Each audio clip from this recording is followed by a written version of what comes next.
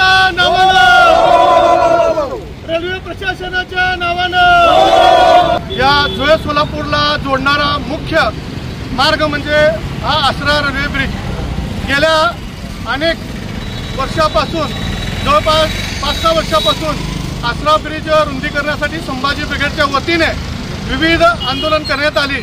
त्यामुळे 2021 साली आमदार सुभाष देशमुख यांच्या प्रयत्नाने नितीनजी गडकरी यांनी या पुलाच्या रुंदीकरणासाठी सुमारे 35 कोटीचा निधी मंजूर केला।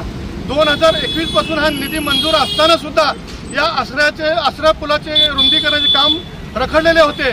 वारंवार संभाजी ब्रिगेडच्या वतीने त्याचा पाठपुरावा केला असता या ठिकाणी मुख्य जलवाहिनीचं असल्या कारणामुळे या पुलाचे काम रखडलेले आहे। त्यामुळे हे जिथं मुख्य जलवाहिनी आहे ती जलवाहिनी स्थलांतरित लवकरात लवकर करून आसरा पुलाचं काम मार्गी लागण्यासाठी आज आम्ही संभाजी ब्रिगेडच्या वतीने या आसरा चौकामध्ये बोंबाबोंब आंदोलन करीत आहोत। या अरुंद पुलामुळे या ठिकाणी 4 जणांचा बळी सुद्धा गेलेला आहे। ऊसाची जड वाहतूक या ठिकाणी सुरू असते, त्या जड वाहतुकीचे ट्रॅक्टरच्या ऊसासहित खाली पडल्यामुळे 2 जणांचा मृत्यू झालेला आहे। त्यामुळे आसरा चौक ते विजापूर रोड हा रस्ता मॉडर्न रस्ता करावा अशी आमची संभाजी ब्रिगेडची वतीने मागणी करण्यात येत आहे।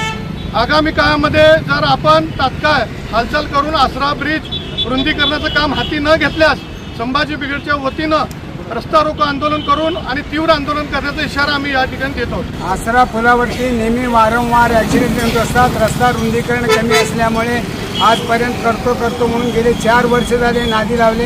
इथे 4 वर्षात 4 मेलेत, गाड्या पलट्या होतात, ऊसाची गाडी पलटी होती, येण्या जाणाऱ्यांच्या रोज 1-2 ॲक्सिडेंट असतात। त्याला कुणी बघणार नाहीत। तुम्ही नुसते रेल्वेवाल्यांनी म्युन्सिपाल्टीवर ढकलते, म्युन्सिपाल्टी कारभारावर ढकलते, कुणी याच्याकडे दाद घ्याल त्याने तेव्हा रस्त्यात लवकरात लवकर रस्ता रुंदीकरण व्हावा। राकेलची टँकर होती ती घरात घुसून शेरी 22 वर्षाचा मुलगा माझा अपघातीत गेला।